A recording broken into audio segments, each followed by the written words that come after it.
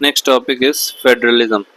Indian Union is a unitary state with subsidiary federal features rather than a federal state with subsidiary union features, said by K.C. Ware. Second, B.R. Ambedkar said, India is a union of state, not federation of state. The union is indestructible, though the states are not. Next, Supreme Court in Rameswar Prasad versus Union of India 2006 said, Center and states are co-equal in their respective fields, bound together by a spirit of cooperation. Next, Paul Brass said Indian federalism is highly centralized, designed more to maintain unity than to promote autonomy. So, federalism is a system of governance where power is distributed between a central authority and regional entity like state or provinces. Scholarly views on Indian federalism. K.C. Ware described Indian federalism as quasi-federal. Granville Austin uh, said a cooperative federalism model where center and states are bound in a seamless web to achieve socio-economic revolution. Ivor Jennings stated that India is a federation with strong centralizing tendency, highlighting the dominant role of union. D.D. Basu termed Indian federalism as sui generis model, combining both federal and unitary features. Rajiv Bhargava saw Indian federalism as multi-layered federalism evolving towards cooperative and competitive models under economic liberalization.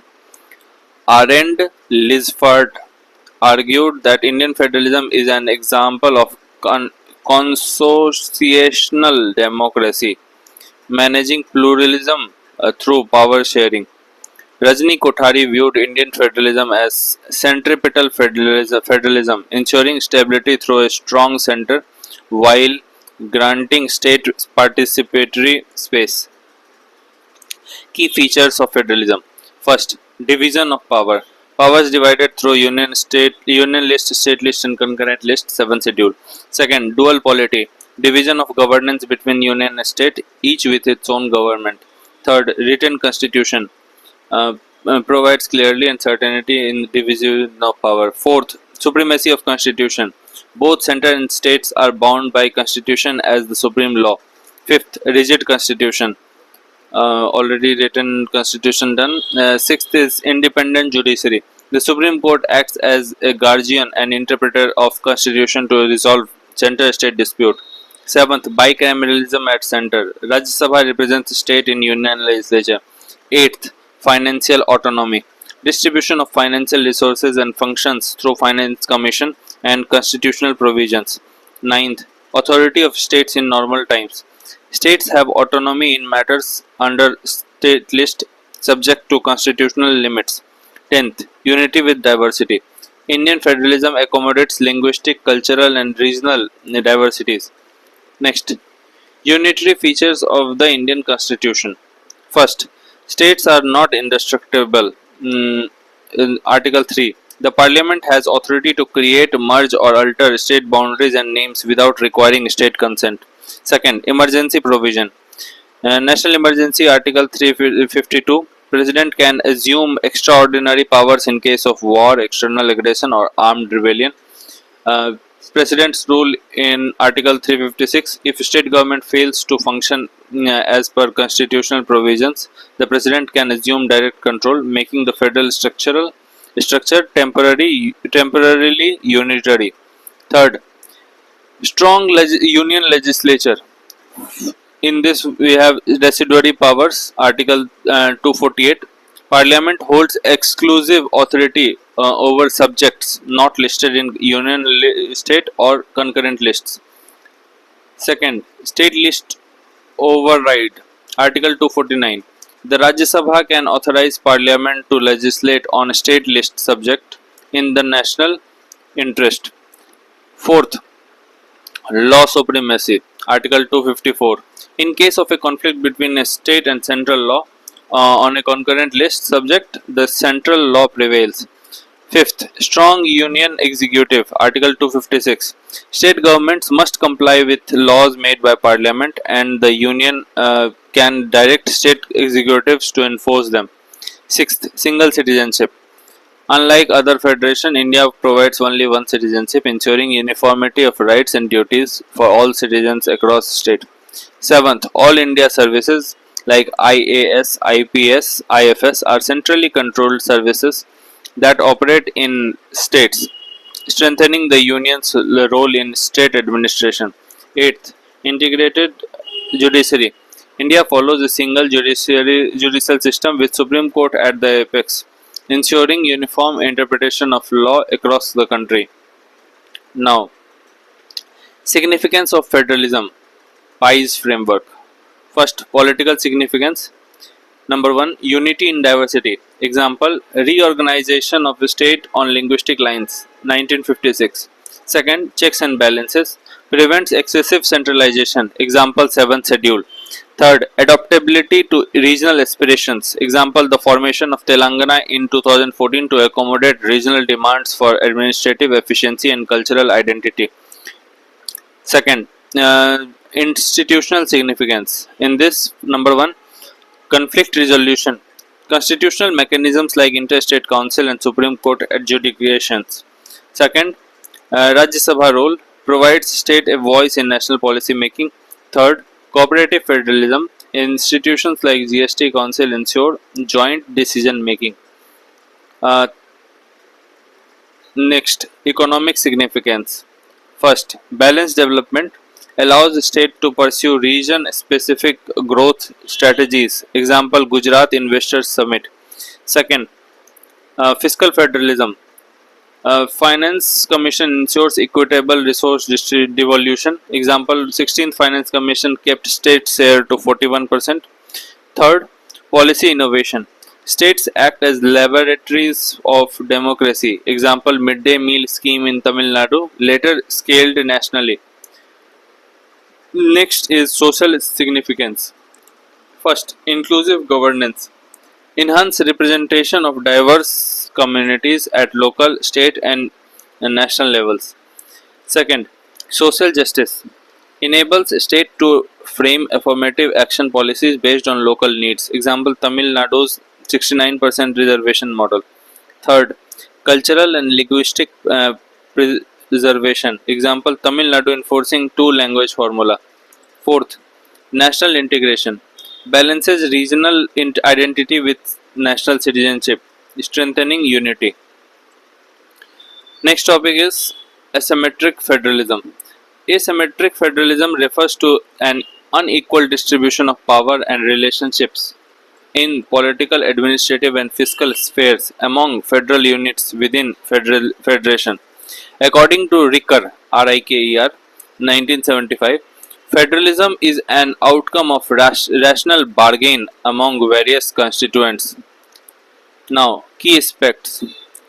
Dual asymmetry. It exists in both vertical, that is center versus state, and horizontal, among state dimension.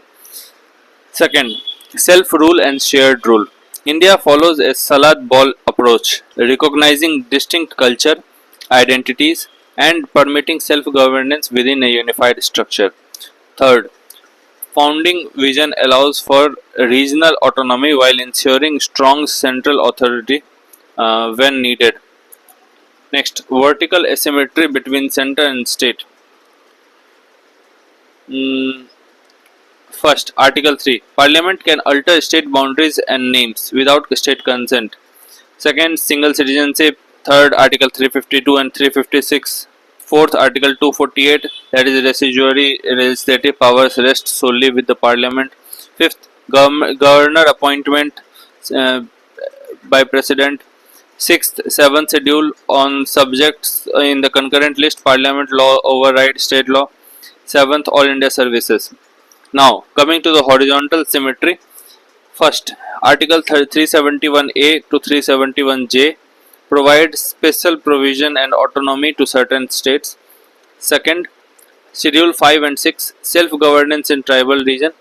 Third, Article 370 revoked in 2019 special status to Jammu and Kashmir with substantial autonomy. Fourth, unequal representation in Rajya Sabha, the allocation of seats based on population. This now coming to fiscal asymmetry.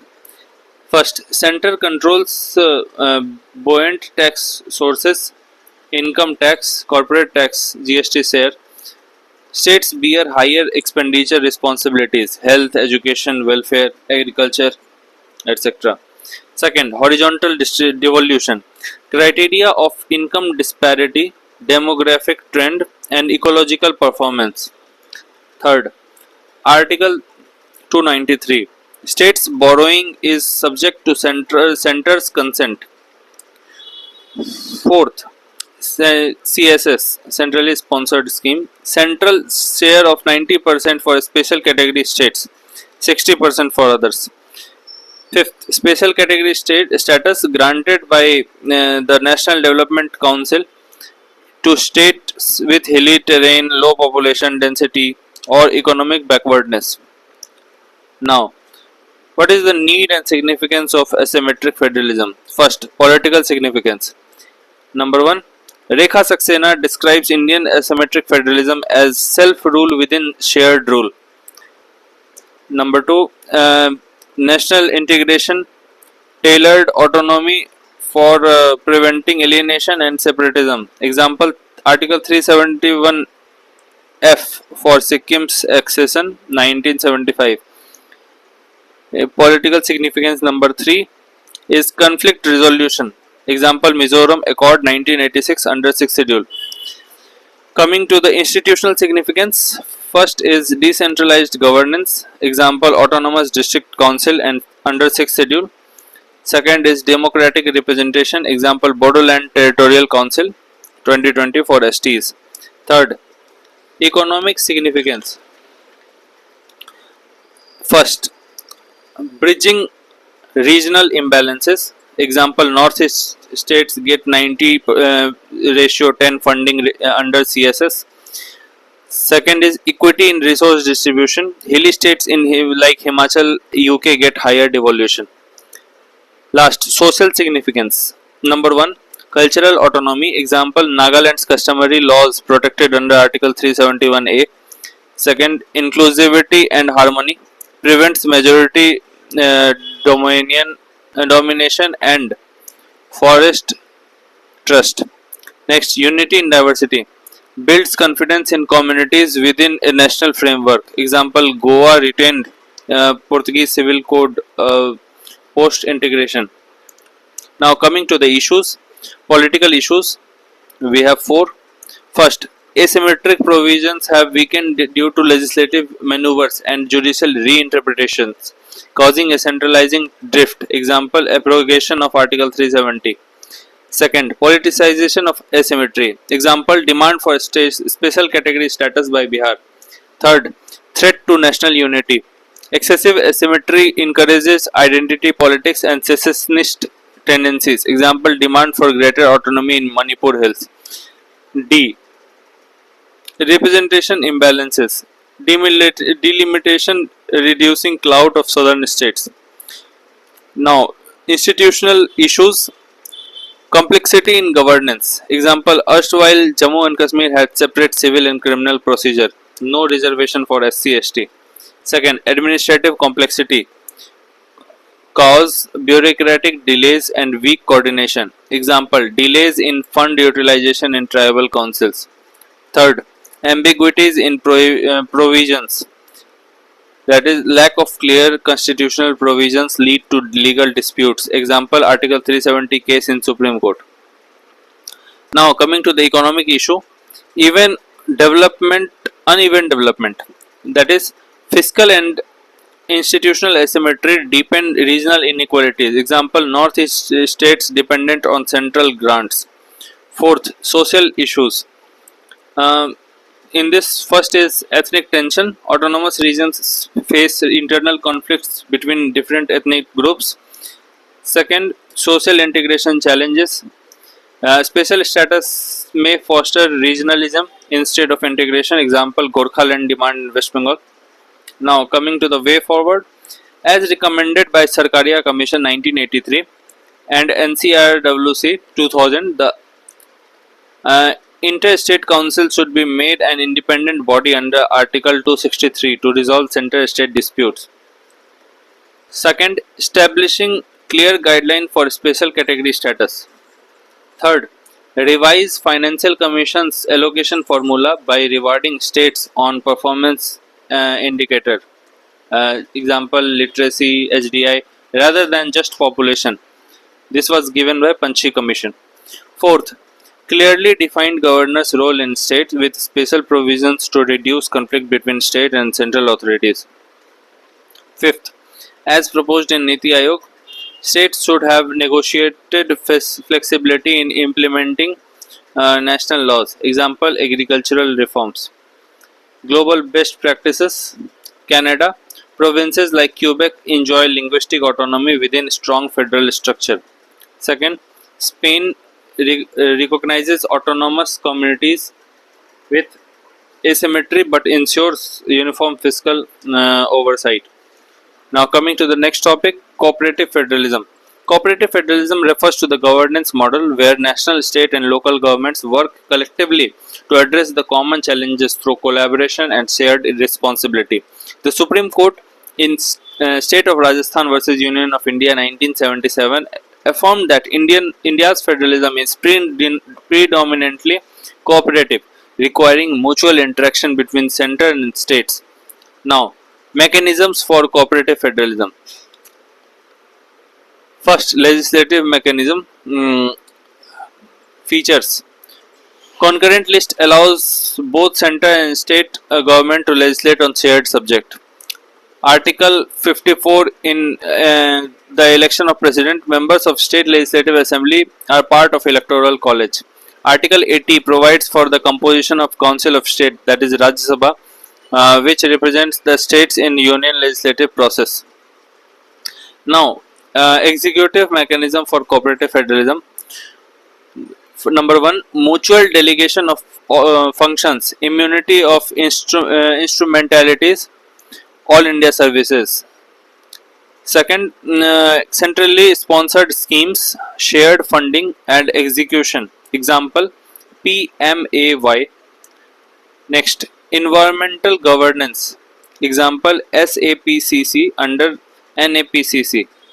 Next, disaster management. NDMA collaborates with SDMA to prepare, respond and recover from such events. Next is fiscal mechanism for cooperative federalism. Finance Commission recommends financial resource distribution. Similarly, GST Council ensures uniform tax structure and dispute resolution. Now, institutional mechanism for cooperative federalism. Interstate Council, Zonal Council, Niti Aayog, MOUs between center and state on project basis foster collaboration and coordination between center and state government. Coming to the issues, political issues. Number one, politicization of office of governor. Example, delays in assent to bills in Tamil Nadu, Kerala. Second, bargaining federalism given by Maurice Jones. Different ruling parties at center and state fuel confrontation. Example, West Bengal boycotting Niti Aayog meetings. Third, policy imposition. Example, 3-language formula under NEP 2020. Fourth, centralized decision making. Example, COVID-19 guidelines under Disaster Management Act 2005. Coming to the legal institutional issues, overlapping jurisdiction. Conflict over concurrent list subjects. Example, farm laws challenged by states. Second, Niti Aayog's limited power. Advisory nature weakens cooperative policy making. Third, emergency provisions misuse. Article 356 is sometimes used for political gains, undermining state autonomy. Fourth is officer transfers and postings. Disputes over cadre officer deputation. Example, West Bengal IPS officer recall issue. Fifth, misuse of central agencies. Example, CBI consent revoked by opposition-led states. Sixth, lack of institutions for federal communication. Inter-state council remains ineffective as it has no binding authority. Now coming to the financial issues. A. GST Council dispute. State alleges loss of fiscal autonomy and delayed compensation. Second, centralization via finance. Cuts in central funding for schemes burden state. Example, recent Manrega changes. Third, Delayed fiscal transfers. Example, GST compensation cess delays 2019 and 22. Next, coming to the state-specific issues, Tamil Nadu has issue with withholding the central funds under Samagra Shiksha scheme due to the state's rejection of PM Shri scheme and National Education Policy 2020. West Bengal BSF increased jurisdiction. Punjab has conflict over farm laws implementation. BSF jurisdiction increased from 15 to 50 km. Kerala government attempts to remove the governor as chancellor of state universities. Kerala approaches the Supreme Court over restrictions on borrowing limits imposed by the center. Karnataka Hindi imposition concerns. GST compensation dues issue. Southern states in general concern over delimitation. Finance Commission devolution alleged to be discriminatory. Proposed one nation, one election. Coming to the competitive federalism. Competitive federalism refers to the healthy competition among different levels of government within a federal system to enhance efficiency, governance, and resource attraction. Steps taken towards competitive federalism. First, monthly ranking of 112 aspirational districts create fame and shame pressure on district collectors to improve social indicators. Second, ease of doing business ranking. DPIIT ranks states based on their implementation of business reform action plan. Third, fiscal incentives. 16th Finance Commission has linked a portion of central grants to state performance in areas like fiscal discipline, forest conservation, and implementation of power sector reforms. Fourth, sectoral performance indices. We have 5 points here. First is SDG India Index, ranks the state on 16 goals, pushing them to achieve universal targets like poverty reduction and clean energy. Second is India Innovation Index, measures the innovation ecosystem across the state, encouraging a knowledge economy. Third is Export Preparedness Index, identifies the export potential and performance of state, pushing landlocked and coastal states to build better logistics. Fourth is State Health Index, compares health outcomes, driving states like UP and Bihar to bridge gap with leaders like Kerala. Fifth, Composite Water Management Index, measuring progress on water resource management. Next, coming to the next point of steps taken towards competitive federalism is reforms in labor laws and land acquisitions. States have reformed labor laws and land acquisition processes to attract investment. Sixth, PM Gati Shakti. States compete to align their industrial corridor and logistic parks with National Master Plan to receive central funding and attract multinational manufacturing hubs. Seventh, competitive social welfare models. Example, Delhi education model and Odisha 5T transformation has forced other states to rethink school infrastructure and digital governance to stay politically and economically competitive. Now, coming to significance of competitive federalism, first is investment attraction. Example, labor reforms and land subsidies attract investment. Second, in efficiency in service delivery, public rankings create reputational pressure on governments to improve basic services. Example, Jal Jeevan Mission dashboard. Third is innovation in public policy. States act as policy laboratories, testing unique welfare models that are later scaled nationally. Example, Odisha's 5T School Transformation Model 2025. Fourth, aspirational motivation. Creates a race to the top among backward districts, moving them towards national development averages. Fifth, global competitiveness. It helps India climb global indices like Global Innovation Index by improving sub-national performance. Sixth, fiscal discipline. Performance-linked grants from 16th Finance Commission incentivize states to maintain low fiscal deficits. Seventh, accountability to citizen. Regular ranking releases allows voter to compare their state's progress with neighbors, increasing political accountability. Challenges in competitive federalism. First, regional inequality. Resource rich southern and western states attract more FDI than Bimaru states. Example, five states account for nearly 70% of India's total FDI equity inflows. Second, North South divide over the distribution of central taxes and political representation. Example, southern states protest against population based criteria under 16th Finance Commission. Third, race to the bottom. States may aggressively cut corporate taxes or dilute labor protection to underbid their neighbors. Fourth, interstate trust deficit. High intensity competition for projects like semiconductor fabs can sour cooperative relation between neighboring states. Fifth, one size fits all indices. Rankings often use uniform parameters that ignore the unique geographical or historical constraints of hill or tribal states. Sixth, data manipulation risks. High pressure to rank well can lead states to report window dressed data to central agencies. Seventh, limited revenue autonomy.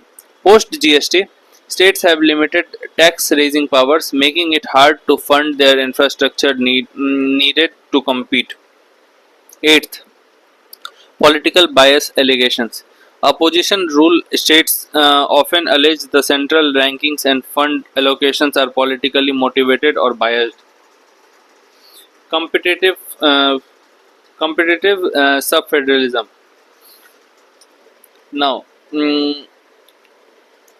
definition. It is a system where cities compete with each other and with states to improve governance, attract investment, and enhance service delivery.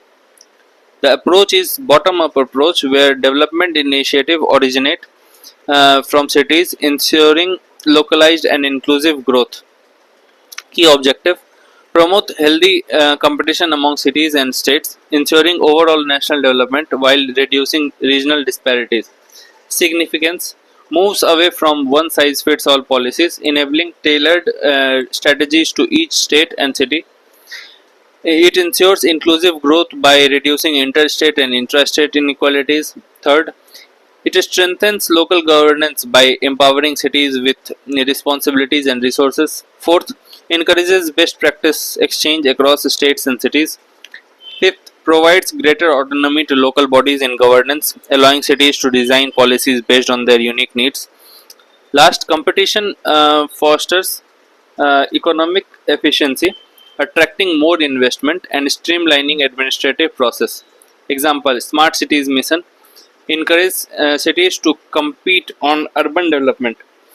Swachh Bharat ranking, cities compete to in sanitation performance.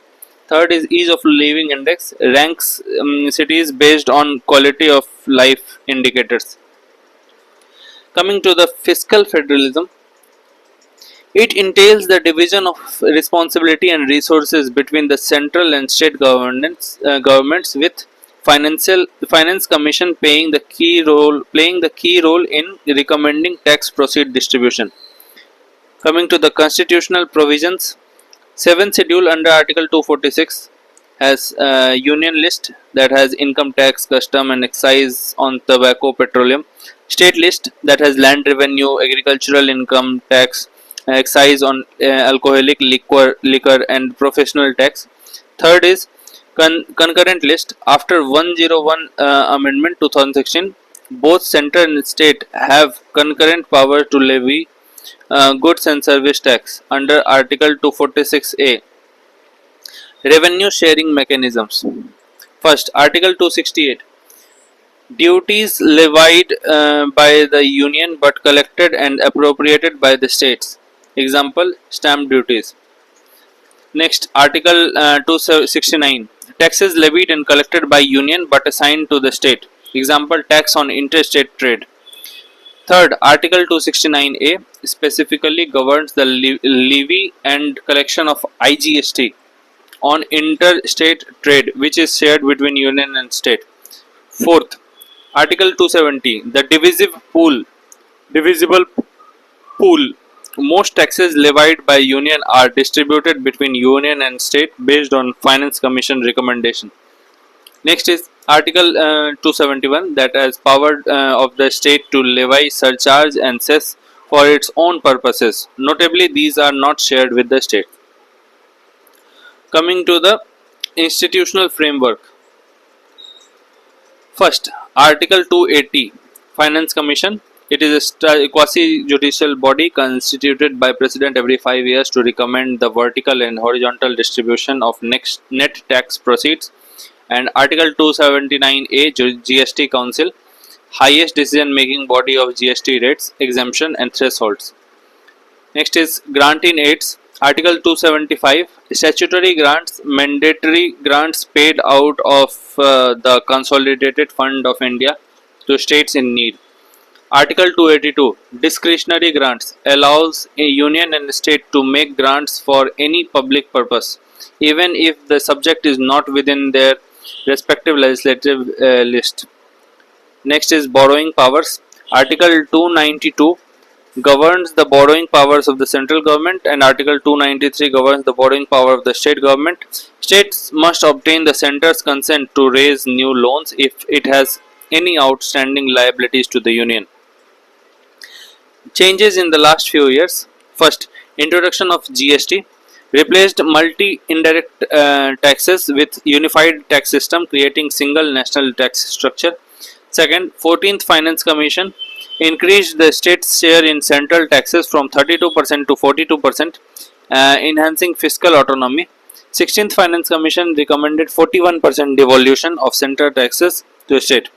Fourth, special category status provided special finance assistance to states, selected states based on criteria such as hilly terrain, low population density, and economic backwardness.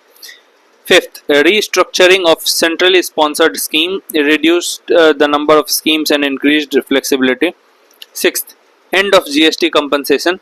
The 5-year guaranteed revenue growth of 14% ended, forcing states to rely on their own tax efficiency.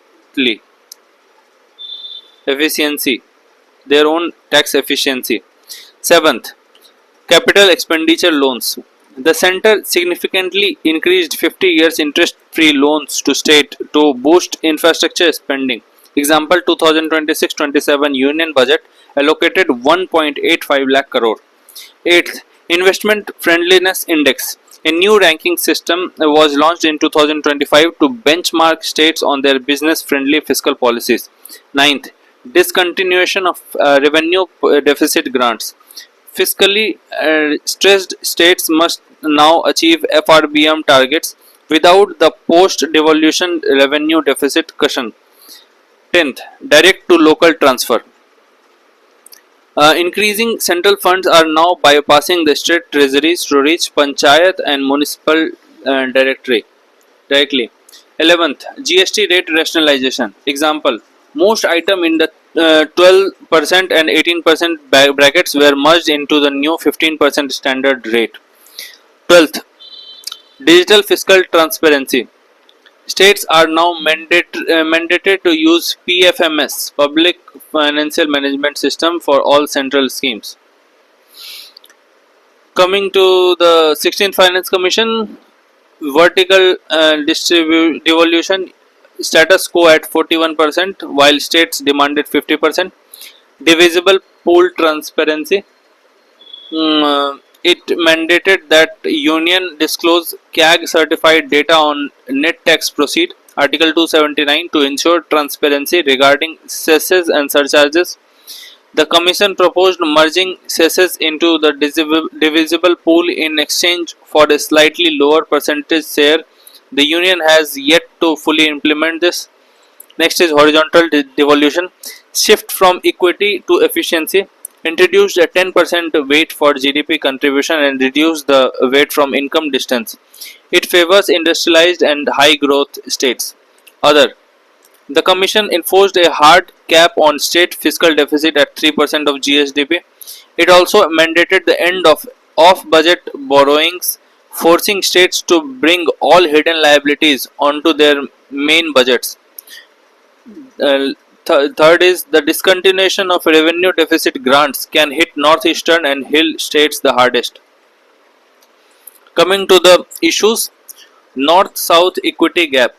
Southern states feel penalized for successful population control under the 2011 census-based devolution formula. Second, Uttar Pradesh received more than combined share of 5 southern states: Karnataka, Tamil Nadu, Telangana, Andhra Pradesh, and Kerala. Rise of non rise of non-devolvable cesses. States' non-shareable revenue grew from 12.8% in 2015-20 to 18.5% in 2020 to 2024. Fourth, vertical imbalances. States' effective share shrank from 35% 2015 to 20 to 31% in 2020 to 24 of centre's gross tax revenue. Fifth, increase in conditional transfers. Grants are linked to union defined conditions, limiting the state policy flexibility. Example, Jal Jeevan Mission grants based on target coverage. Sixth, borrowing restrictions. Center enforces a 3% SDP borrowing cap, limiting states' fiscal flexibility. Seventh, centrally sponsored scheme burden. States must provide 40% matching fund for schemes designed entirely by central government. Eighth, erosion of tax autonomy. Post GST, states have lost the power to vary tax rates on most grounds to address local emergencies. Ninth, discretionary grant delays. Central grants under Article 282 are often seen as politically motivated or delayed for opposition ruled states. 10th, Interstate Council inactivity. The lack of regular meetings of the Interstate Council, Article 263, prevents resolution of fiscal disputes through dialogue. Coming to the scholar views, first, Upendra Bakshi warned against executive federalism, where center dictates the state policy through fiscal and administrative tools rather than genuine consultation. Nidhi Sharma, quasi-federal constitution, posits that India's avoidance of explicit federal vocabulary, preferring union of states, has allowed the union judiciary to reinforce centralization over time. Third, Louis Tillin, in an incomplete bargain, Asian Survey 2025, argues that state reorganizations have paradoxically reinforced central dominance while masking persistent federal tensions. Coming to the major Supreme Court judgments on federalism. First, State of West Bengal versus Union of India 1963. First case to define India's federal character, ruling that constitution is not truly federal but has strong central bias for national integrity. S.R. Bommai versus Union of India 1994. It declared federalism as basic structure of the constitution and made dismissal of state governments under Article 356 justiciable. Kuldeep Nair 2006 case upheld the removal of domicile requirement for Rajya Sabha members, confirming that India maintains a unitary spirit in legislative representation. Next is Madras Bar Association. Union cannot bypass the federal balance by creating parallel judicial bodies that strip High Court of their powers. And City of Delhi case, in a federal democracy, the elected government, that is Delhi, must have control over services, emphasizing that real power must lie with people's representatives. Next is State of Punjab versus Governor. Critiqued governors sitting on state bills indefinitely, ruling that the governor cannot thwart the normal course of lawmaking in a federal setup. Coming to the way forward for federalism. First, Sarkaria and Panchi Commission. Governor should be eminent person from outside the state, not active politicians from ruling central party. Second, implement a fixed 5-year tenure for governors with removal only through a process similar to impeachment rather than at pleasure of president. Second, Interstate Council. Article 263 reforms. First, mandatory meeting at least 3 times a year as recommended by NCRWC, and pre-legislative consultation with states through council before introducing any bill in parliament concerning a concurrent list subject. Third, strengthen the role of Rajya Sabha similar to German Bundesrat, where state governments have direct and weighted vote on federal laws affecting regional administration. Fourth, move residuary powers of legislation from union list to concurrent list to give states more flexibility in emerging areas like AI and digital governance. Fifth, asymmetric delimitation. Use a weighted formula that rewards states for social milestones like health and education instead of relying solely on population. Sixth, fiscal federalism roadmap. First, cess and surcharge reform. Cap at 10% of gross tax revenue to ensure divisible pool for state is not artificially shrunk. Second is flexible centrally sponsored scheme. Allow state to customize 25 to 30% of their parameters of centrally sponsored scheme to suit local geography and ecological needs. Coming to the next topic, that is office of governor. The governor is a constitutional head and custodian of constitution within the state. Ambedkar said that. Next, Sarpalli Radhakrishnan said he serves as bridge ensuring that the dual system of governance work in harmony within the constitutional framework. Now coming to the powers and function of governor. The governor's role is similar to President of India but without diplomatic, military or emergency powers. First, executive power. It appoints the Chief Minister, Article 164, Ministers, Advocate General, Article 165, State Election Commission, Article 243K, and Public Service Commission Member, Article 316. Second, oversees state executive action and serves as Chancellor of State Universities. Third, can recommend President's rule, Article 356, and act as center's representative during emergencies. Next, coming to the legislative powers. First, summons, prorogues and addresses the legislature, Article 174. Second, appoints presiding officers and nominated members, Article 171. Third, can exercise veto over bills by assenting, withdrawing, returning or reserving them for President, Article 200. Third, financial powers. First, supervises the state budget and approves money bills, Article 199. Second, can make advances from contingency fund, Article 267. Third, establishes state finance commission every 5 years, Article 243I, to assess panchayat and municipalities financial health. Coming to the judicial powers. First, grants pardon, reprieves and commutation, Article 161 for state offences. Second, consulted on state high court judge appointments, Article 217. Third, oversees appointment, postings and promotions of district and judicial officers, Article 233 and 234, in consultation with High Court and State Public Service Commission. Case study. Tamil Nadu. Supreme Court expressed serious concern over governor's decision to withhold assent to 10 bills passed by state legislature, some pending since 2020. 3 days later, all 10 bills were returned for reconsideration, but no reason were provided for the decision. Next, Kerala. Governor refused to sign an ordinance to transfer the power of Chancellor of State Universities from Governor to Chief Minister. Coming to the issues pertaining to the office of Governor. First, appointment retired politicians, former bureaucrats and party loyalists using the post as political reward. Second, acting as center's agent. Governors promote ruling party interest, often seen as a retirement package for politicians. Third, indefinite delay of bills. Governors frequently use pocket vetoes to stall state legislation. Example, Tamil Nadu NEET bill controversy. Fourth, Misuse of discretionary powers.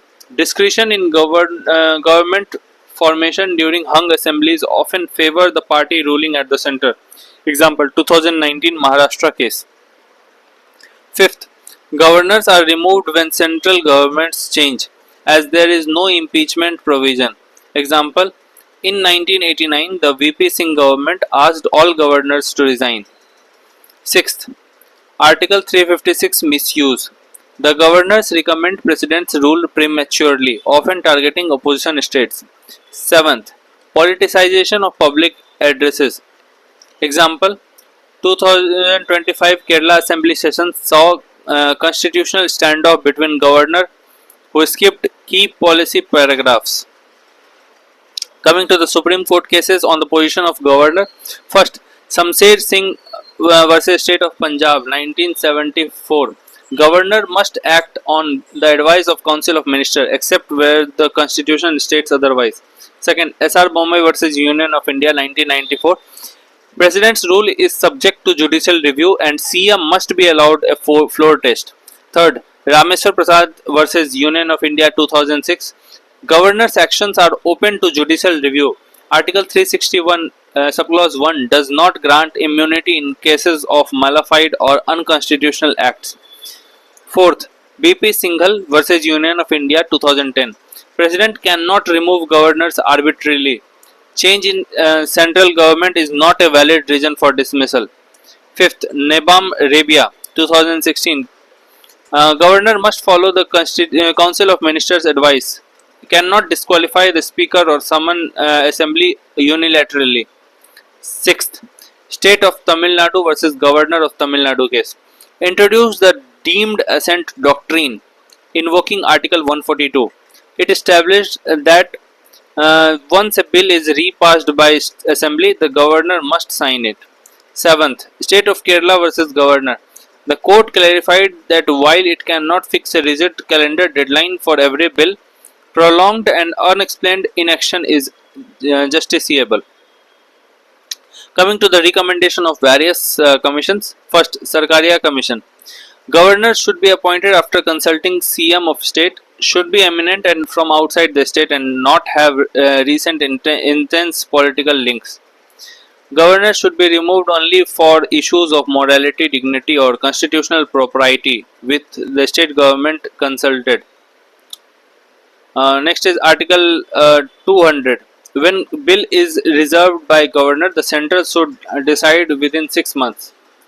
Fifth, Article 356. Use sparingly and as a last resort. Sixth, NCRWC said that governors should be appointed by committee including the Prime Minister, Home Minister, Lok Sabha Speaker and Chief Minister of State. Coming to the Panchi Commission's recommendation. First, term and removal. Governors should have fixed 5-year term and can be removed by impeachment by the state legislature. Chancellorship. Governors should not be university chancellors. Coming to the next topic, Interstate Council. The Interstate Council is a constitutionally mandated body established under Article 263 of Constitution of India that facilitates coordination and cooperation between central government and state governments. It was set up on recommendation of Sarkaria Commission. Mandate. First, to inquire and advise upon interstate disputes. Second, investigate and discuss subjects in which states and the center and state have a common interest. Third, recommending on any matter for better coordination of policy and action. Fourth, its decisions are advisory and not binding. Now coming to the issues. Infrequent meetings. Interstate Council has only met 11 times since 1990. Last meeting was held in 2016. Second, limited agenda scope. Lacks focus on emerging interstate disputes and broader government issues. Third, non-binding recommendations. Fourth, lack of functional autonomy. The absence of an independent professional secretariat limits interstate council's operational efficiency. Coming to the way forward. First, constitutional status. Amend Article 263 to make interstate council a permanent constitutional body ensuring regular meeting and enforceable decisions. Second, enhance technical expertise. Include non-partisan experts and specialists to strengthen policy research and dispute resolution as suggested by Sarkaria and Panchi Commission. Next, establish a dedicated secretariat with officials from both center and state for efficient coordination. Example, Canada's Intergovernmental Conference Secretariat. Fourth, expand Indian Interstate Council's scope. Empower Interstate Council to review and approve Finance Commission terms of reference, ensuring greater state involvement in state fiscal matters. Given by NCRWC. Fifth, strengthen dispute resolution role. Equip interstate council with legal and mediation power to resolve inter-state and interstate conflicts, particularly in water sharing, taxation, and administrative jurisdiction. Other interstate institutions. First, zonal councils. Statutory bodies under state. It is a statutory body under State Reorganization Act 1956, promoting interstate cooperation and coordination. First, 5 zonal council: Northern, Central, Eastern, Western, Southern. Second, chaired by Union Home Minister with State Chief Minister as rotating Vice Chairperson. Third, North-Eastern Council, established in 1972 under the North-Eastern Council Act 1972, focusing on regional development and coordination among northeastern states. Second, Interstate River Water Dispute Tribunal, constituted under Interstate River Water Disputes Act 1956 to resolve water sharing disputes between states. Third, Goods and Service Tax Council, GST Council, a constitutional body under Article 279A responsible for GST related policy decisions. Includes Union Finance Minister, Union Revenue Minister, and State Finance Ministers. Consensus-based decision making ensures cooperative federalism and streamline tax administration. Coming to interstate water disputes, India has 14 major rivers, all of which are interstate rivers. Despite constitutional and legal provisions, interstate river disputes remain a persistent challenge to India's federal system. Recently, Ravi and Byas Water Tribunal, formed in 1986, got an extension for another year. Constitutional and legislative provisions. Article 262 allows Parliament to first, create laws for resolving dispute over interstate river waters. Second, exclude the jurisdiction of Supreme Court and other courts from such dispute. Second, 7th schedule. First, entry 17, that in state list, gives state power over water supply, irrigation, canals, drainage, embankment, and water power. And entry 56 in union list gives the central government power over the regulation and development of interstate river and river valleys. Interstate River Water Disputes Act, ISRWD Act 1956. It allows state to request the center to refer a dispute to a tribunal. The decision of the tribunal is final and binding. Once published in the official gazette, it has the same force as an order of Supreme Court. Fourth, River Board Act 1956 provides for establishment of boards for regulation and development of interstate rivers.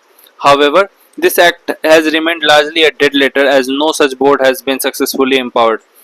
Fifth, ISRWD Amendment Bill, aimed at streamlining the process by replacing ad hoc tribunals with a single permanent interstate river water disputes tribunal and introducing a dispute resolution committee for preliminary mediation. Coming to the major interstate river disputes, Ravi, Byas and Satluj. State concerned are Punjab, Haryana and Rajasthan. Narmada. State concerned are MP, Gujarat, Maharashtra. Mandovi. State concerned are Goa, Karnataka, Maharashtra. Krishna, Maharashtra, Andhra Pradesh, Karnataka. Periyar, Tamil Nadu and Kerala. Kaveri, Tamil Nadu, Kerala, Karnataka, and Puducherry. Godavari. State concerned are Maharashtra, Andhra Pradesh, Telangana, Karnataka, Odisha, Madhya Pradesh. Vamsadhara. State concerned are Andhra Pradesh and Odisha. Now coming to the reasons. First, pre-independence agreements were made without considering future states' boundary. Example, Mysore Kingdom. Madras Presidency agreement led to Kaveri dispute. Second, non-basin state boundaries. State reorganization was based on language, not geography. Third, vague equitable apportionment. There is no fixed mathematical formula for fair share, leaving water allocation to subjective and lengthy tribunal interpretation.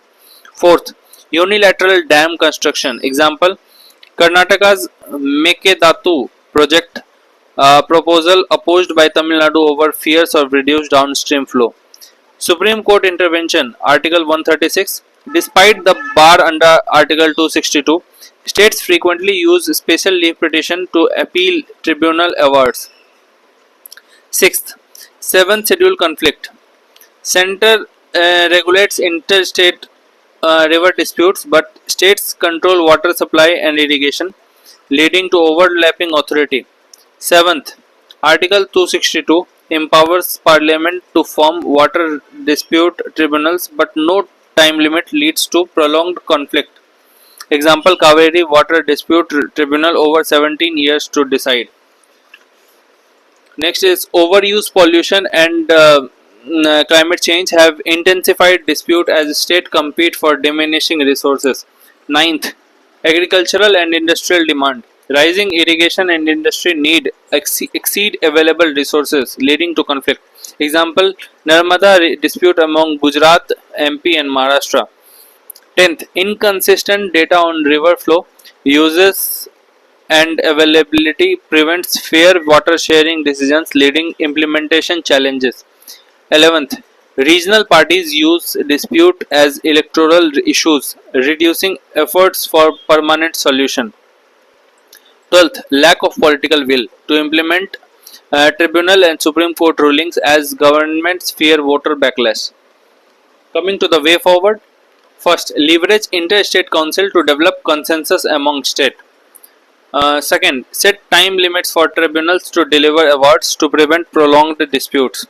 Third, restrict appeal by amending laws to limit the scope of Article 136, special leave petition. Fourth, include multidisciplinary experts in hydrology, environmental science, and engineering for informed decision making. Fifth, develop a centralized hydrological database for transparent and reliable water availability data. Sixth, utilize remote sensing and GIS technology for accurate monitoring of river flows. Seventh, established regular review mechanisms to assess the implementation of tribunal awards. Coming to the Interstate River Water Dispute Bill 2019. Dispute Resolution Committee aims to resolve disputes amicably through negotiation within 1 year, extendable by 6 months. Next, Tribunal. If the DRC fails, the dispute will be referred to the new Interstate River Water Disputes Tribunal, which can have multiple benches. Third, Tribunal composition. The tribunal will have chairperson, vice chairperson, 3 judicial members and 3 expert members, all appointed by central government. Next, time frames. The tribunal must resolve disputes within 2 years, extendable by 1 year. Next is binding decision. The tribunal's decision is final and binding with no requirement for publication in official gazette. Sixth, data bank. The central government will appoint an agency to maintain a national data bank for each river basin. Now coming to interstate border dispute. Causes of interstate border dispute. First, colonial administrative legacy. Example, Assam-Mizoram dispute stems from differing 1875 and 1933 notifications regarding Lusai Hills. Flaws in state reorganization. Reorganization based on language in 1950s used colonial maps led to dispute. Example, Karnataka, Kerala over Kasaragod, Maharashtra, Karnataka over Belgaum. Third, resource competition. States dispute border areas with economic potential. Example, Himachal Pradesh and Ladakh over Sarchu for tourism. Fourth, political opportunism. Uh, Political parties exploit border issues for electoral gains, delaying resolution. Fifth, underutilized resolution mechanism. Interstate Council, Article 263, and Zonal Council remain ineffective in resolving disputes. Sixth, judicial delays. Example, dispute between Orissa and Andhra Pradesh over Kotia cluster have been before the Supreme Court since 1968. Success case studies. First, Assam Arunachal Namsai Declaration. The declaration reduced the number of disputed villages from 123 to 86. The first border village was erected at Sejosa in February 2026.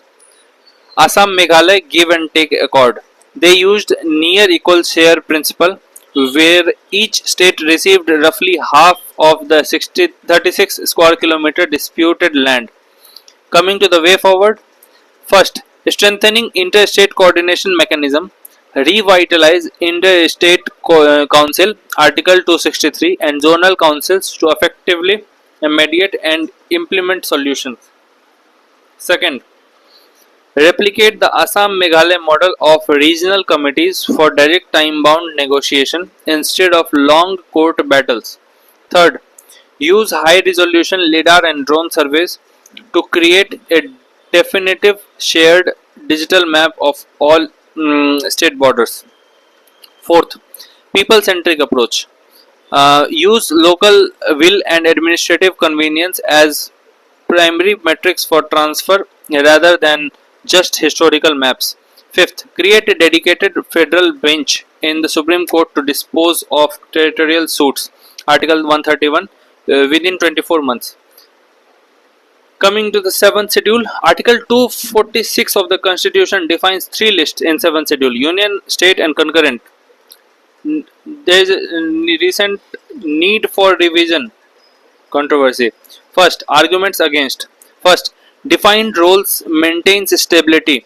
The existing division of power between union, center and state, union, state and concurrent list ensures clear governance roles. Disrupts federal balance. Altering the 7th schedule may weaken state autonomy, increasing central control. Third, a strong central role has historically developed in national integration, particularly in security matters. Fourth, judicial and bureaucratic overload. A major revision would result in increased legal dispute and interpretational challenge for judiciary. Fifth, redundancy of amendment. Article 248 residuary power already allows the center to handle new issues without a full schedule overhaul. Sixth, achieving the two-third majority and state ratification. Article 368 for such revision is difficult. Now, arguments for. The 7th schedule is based on Government of India Act 1935 and does not reflect modern governance challenges. Example, cyber security remains a residuary subject. Second, empowering local governments. Introducing local government list can strengthen grassroots governance and decentralization. Third, reducing unitary tilt. Example, over the years the union list has grown from 97 to 100 entries while the state list has shrunk from 66 to 61. Fourth, administrative efficiency. Shifting local subject to state can reduce a union's administrative overstretch and improve public service delivery. Fifth, judicial workload reduction. Vague entries lead to frequent special leave petition in the Supreme Court regarding the doctrine of pith and substance. Coming to the way forward, first, transfer residuary subjects to the concurrent list, ensuring states have a say in emerging governance areas as suggested by Sarkaria Commission. Second, institutionalize mandatory consultation with states before center legislates on concurrent list subject. Third, introduce a local government list. Establish a new list for local bodies, ensuring effective decentralization. Federalism is, for conclusion, we can write federalism is not a monolith. It is a dialogue between self rule and shared rule. Both union and states are creature of constitution. Therefore they must act in synergy. Coming to the president's rule. President's rule ensure federal stability during crisis and is governed by Article 355 to 357, Part 18 and Article 365, Part 19 of Indian Constitution. First, Article 355 mandates union to protect states from external aggression and internal disturbances. Article 356 allows president to assume state government function if the constitutional machinery fails. Third, Article 357 grants the president power to legislate for state via ordinance when president's rule is in effect. Article 365 specifies the consequence of state failing to comply with union directives, potentially leading to president's rule. Impact of president's rule. First, on state executive. Assumption of state government functions. Dismissal of council of ministers. The president can sanction expenditure from state consolidated fund when Lok Sabha is not in session or pending parliament's approval. Fifth, ordinance promulgation by president. Now, what changes can president rule book on state legislature? The president can declare the power of state legislature are to be exercised by parliament. Suspension or dissolution of state legislative assembly. Parliament's authority over state matters, passing state bills and budget. Laws enacted by parliament continue to remain effective even after imposition of president's rule. Judiciary. The constitutional position, status, power and function of the state high court remain unchanged and fundamental rights of citizens remain unchanged. Issues pertaining to Article 356. Dr. B.R. Ambedkar hoped that drastic power under Article 356 would remain a dead letter and only be a last resort. First, arbitrary dismissal of governments. Example, invoked over 100 times since independence. Second, political misuse, often invoked to remove opposition-led governments. Example, President rule in Kerala in 1959. Third, prolonged use of President's rule. Example, over 4 years in Jammu and Kashmir.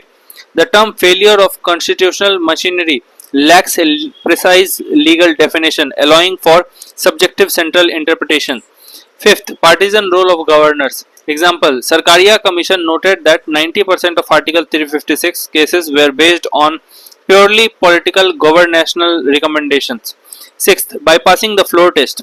Example, in the SR Bommai 1994 case, the CM was dismissed despite offering to prove his majority. Seventh, negative agenda. Invoked during hung assemblies to prevent certain coalition from forming rather than exploring alternative governments. Eighth, delayed judiciary restitutions. Example, it took 5 years for the Supreme Court to deliver the Bommai judgment long after the term ended. Key recommendation. First, judicial guidelines in SR Bommai case 1994. First, judicial review. Proclamation of state president's rule are subject to judicial review. Second, power under Article 356 is exceptional and should be used only in a special situation. Third, president satisfaction must be based on relevant material. The court can assess the relevance but not the correctness or adequacy of the material. Fourth is floor test. The loss of confidence in legislative assembly should be decided on floor of the house. Fifth is assembly suspension. The state legislative assembly can only be dissolved after parliamentary approval of the proclamation. Until then, it can be suspended. Fifth, restoration power. If proclamation is found unconstitutional, the court can restore the dismissed state government and revive the state legislative assembly. Second, Sarkaria Commission Recommendation 1983. Reasons for proclamation. The president's proclamation of president's rule should state reasons for decision. Panchi Commission recommendation was amendment for Bommai guideline. Amend the article to incorporate guidelines from Supreme Court in Bommai case. Localized emergency. Introduce a localized emergency to address issues at town or district level without dissolving the state legislature. fulfilling the union's duty to protect states as per Article 355.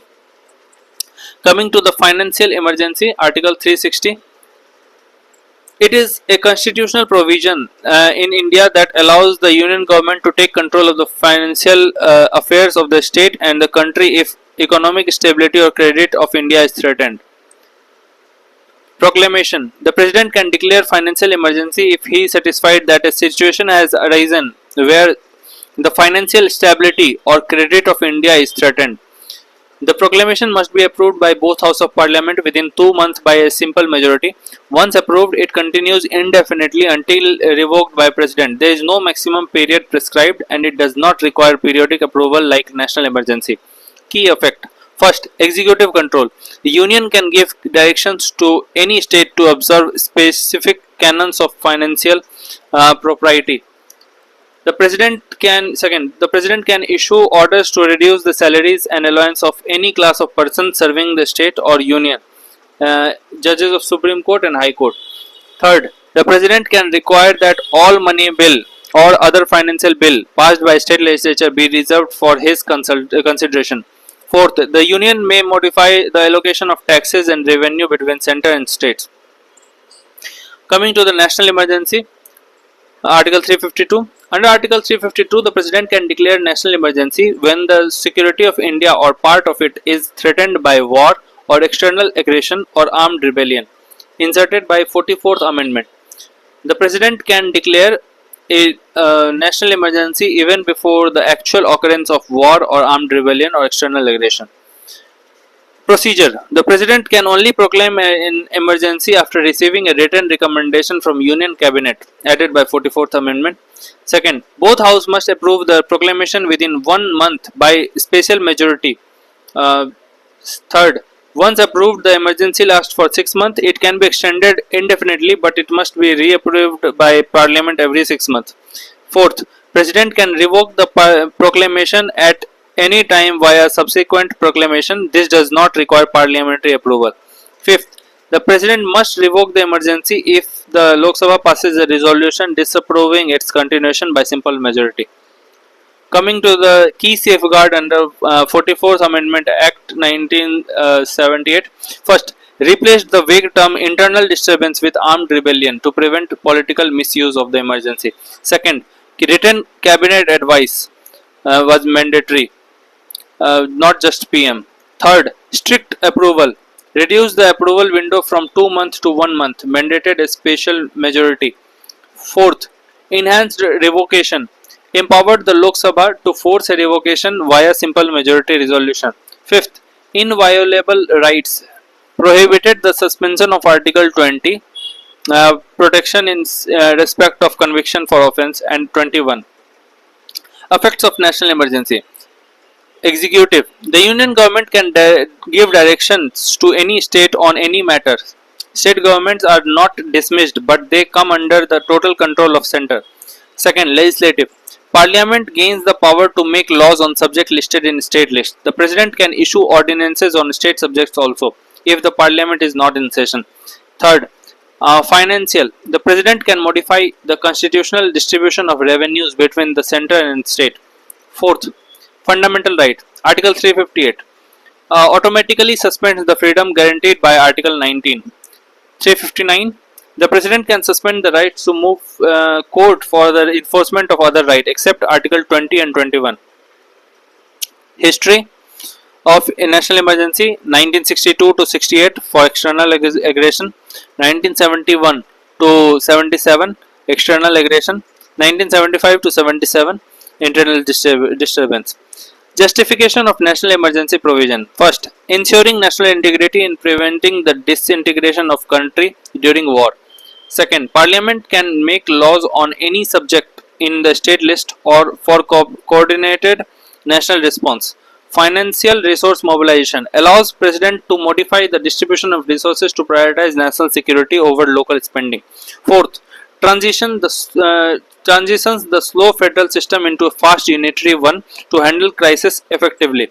Fifth, allows the Lok Sabha's term to be extended when holding election is impossible. Acts as a safety valve that allows state to suspend normal law to save the law itself. Follows the necessary doctrine recognized in most democracies, from the US war powers to the UK Emergency Act. Next, criticism of national emergency provision. First, erosion of federalism.